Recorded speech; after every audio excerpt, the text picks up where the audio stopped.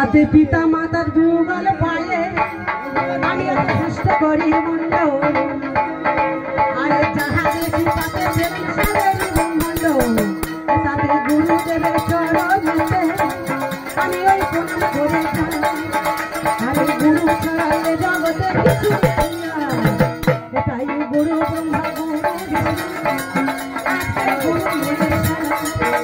আরে গুরুর পিতা হলেন খুশি হয়ে তাহলে গুরু আমার মনের ভান্ডারি আরে সেই কারণে আমি এই শব্দ প্রণাম করি তাহলে এইখানেতে গুরু আজকের প্রণাম করা হলো আমার স্বামী গুরুর চরণেতে প্রণাম করি ভালো আমি এইখানেতে স্বামীর পায়ে আজকের প্রণাম করে যাব আমি নাম ঠিকানা দিয়ে যাবো সকলে আমাদের হিন্দু কথা একটু বলি আমাদের হিন্দু মতে আমার দ্রৌপদীর 5টা ভাতা আমারও 5টা ভাতার গোমা হ্যাঁ গোমা আমার 5টা ভাতার আমি সব এনেছি আমার 5টা ভাতারের নাম বললে সবাই চিনতে পারবে আমাদের একটা হিন্দু মতে আমারও হাতের শাখা দেখো না এই একটা স্বামী বলো আমার হাতের লোহা দেখো না এই দুটো স্বামী বলো এবারে সিনার সিনার দেখো আমার এই 3টে স্বামী হলো আর নিজের স্বামী দেখো না এই 4টে স্বামী হলো এবারে জগৎ স্বামী দেখো না এই 5টে স্বামী হলো তাহলে এইখানে তো স্বামীর পায়ে প্রণাম করা হলো ওই আমি নাম ঠিকানা দিয়ে যাবো তাতে না মালতী সর্দারকে না জানে বলো আমার নাম হলো মালতী সর্দার কারণ আমি ছোট্ট করে সারলাম বেশি বাড়াতে যাইনি বন্দনাটা ছক ছক করে বলেছি বেলুনে বেলুনে দাদা বেলুনে বেলুন নেবেন তো দাদা ঘুরে দেখুন বেলুন বেলুন দাদা বেলুন বেলুন হায় বেলুন বেলুন দাদা বেলুন বেলুন লাল বেলুন দাদা হলে বেলুন লাল বেলুন দাদা হলে বেলুন নেবেন তো দাদা ঘুরে দেখুন বেলুন বেলুন দাদা বেলুন বেলুন হায় বেলুন বেলুন দাদা বেলুন বেলুন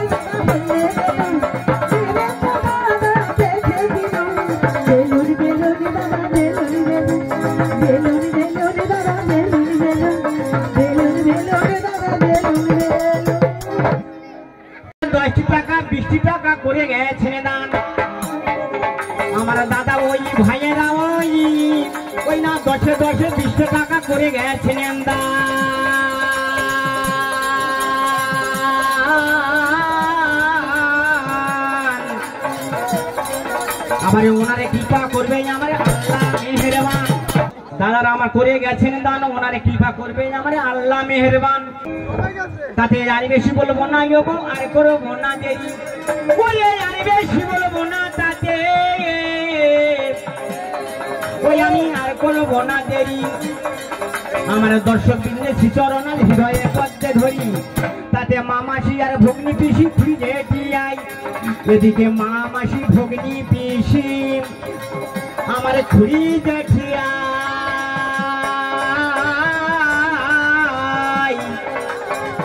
মাগো মা তোমাদের চরণে আমি মাথাটি নোয়াই, তারপর দাঁড়িয়ে বসে আজবা সরে, হ্যাঁ দাঁড়িয়ে বসে আজবা সরে আপনারা শুনিতেছেন যত, আমি সবাকার চরণে এখন করি মাথা নত। এরা সবার আগের ঘরে শক্ত করে প্রশ্ন দিয়ে গেল, আমার মালতী দিদি আবার হেন সময় এলো। মালতী দিদি এসে বলছে, দেখো আমরা এখন শেয়ারিং ধরে আছি, আমরা এখন সমাজের শ্রেষ্ঠ, আমরা এখনো বড়। ওই শালা তুই যদি বড় হোস, আপনারা বিচার করুন এই টাকার ছবি, তাহলে মেয়েরা যদি বড় হতো, এই মালতী যদি বড় হতো, যে টাকার ছবিটা মালতীর ছবি, এটা এই শালা তোর মায়ের ছবি না বাবার ছবি? তুই যেখানকার মাল সেখানে আছিস সেখানে থাকবি, তুই নিচের মাল নিচে থাকবি, এত চালাকি চাই। তুই যদি বড় হতিস, সেই নারী জাতি যদি তোর চার যদি ভাই বড় হতো, তাহলে এই টাকার উপরে তোদের ছবি থাকতো।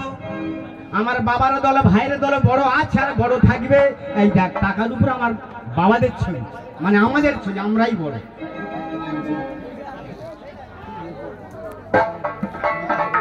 তাদের আরে বেশি বলবো না গো, আর করবো না দেরি, আর বেশি বলবো না,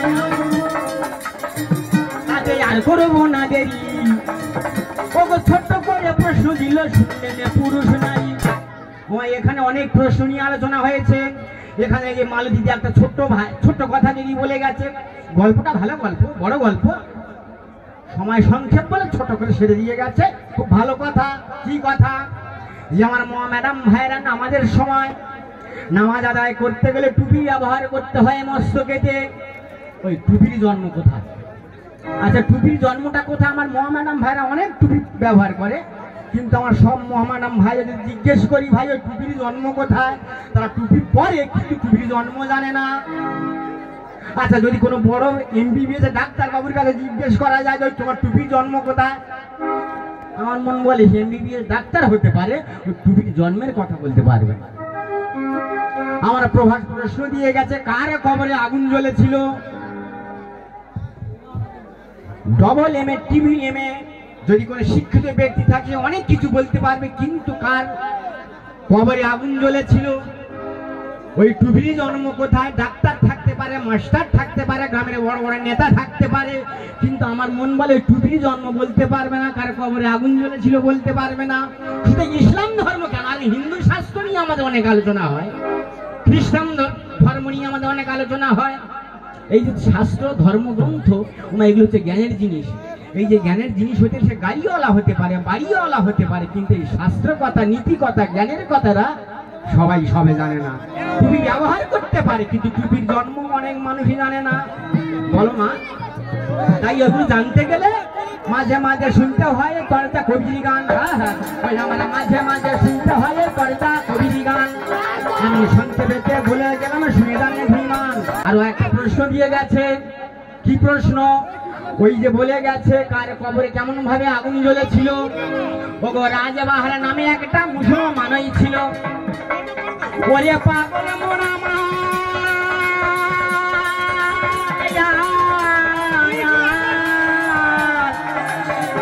ওরে মুসলমানই ছিল।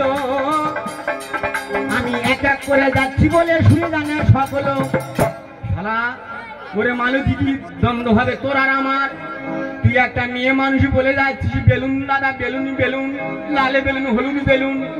বাচ্চা ছেলেরা ওই বেলুন দেখলে ভুলে যাবে, আর যুবক ভাইরা ওই বেলুন টেপা টিপি করলে তারা মজা পাবে। কথাগুলো খুব ভালো কথা, তো বলতেও লজ্জা করো না? আমি যদি বলি বেলুনটা পায় কোথায়, বেলুনটার জন্ম কোথায়, ওই বেলুনটা কোথায় পাওয়া যায়? তোর কাছে পাওয়া যায়। তোর বেলুন নিয়ে তুই ছেলেদের কাছে দিবি, তারা ব্যবহার করবে, করে ভুলে যাবে। আর ওই পরে গেলুন এই যুবক ভাইদের কাছে দিবি, তারা মজা পাবে। এই যা কেমন সাই মারছে দেয়া। কথা বলবি কি? দু চারটে তোর কথা, তোর শিল, তোর নোড়া, তোর ভাঙবো দাঁতের গোড়া। তোর কথা না তুলে ধরবো, তাতে মজা পেয়ে যাবে। আমি বাইরে থেকে কথা আনবো না, তোর কথা নেই। তোর শিল, তোর নোড়া, তোর প্রশ্ন থেকে, তোর কথার মাধ্যমে তুলে ধরবো, তাতে আসল মেকআপ হয়ে যাবে। তুই বেলুনি গান করছিস কোথা? তোর তো লজ্জা করে না? ওই রাগের ঘরে শক্ত করে প্রশ্ন দিয়ে গেল। হ্যাঁ হ্যাঁ, ওই রাগের ঘরে শক্ত করে প্রশ্ন দিয়ে গেল। আমি সংক্ষেপে যাবো বলে শুনে জানে সকল প্রশ্নের উত্তর দিচ্ছি, হচ্ছে পরে হচ্ছে। আমার মালতীদি আর আমার এই শিখাদি, এই দুটো মেয়ে উঠেছে। এই মেয়ে দুটো কোনো কাজের মেয়ে নয়, বলে কেবল বাজে বাজে কথা বলে গেছে। সারা শাস্ত্র কথা এরা জানে না। এরা জিলাপিকে দেখে বলে গরুর গাড়ির চাকা। এই দুটো জিলাপিকে দেখে বলে গরুর গাড়ির চাকা। একটা পাপড়ি ভাজা দেখে বলে হাওয়া খাওয়ার পাখা। একটা পায়খানা রুম দেখে বলে জয়নগর পুকুর তলার থানা। মেয়েটা একটা পায়খানা রুম দেখে বলে জয়নগর পুকুর তলার থানা। একটা দাড়িওয়ালা দেখে বলে ওই তো আমার নানা। এরা শ্বশুরকে দেখে বলে ভালো তো ভাইরা ভাই।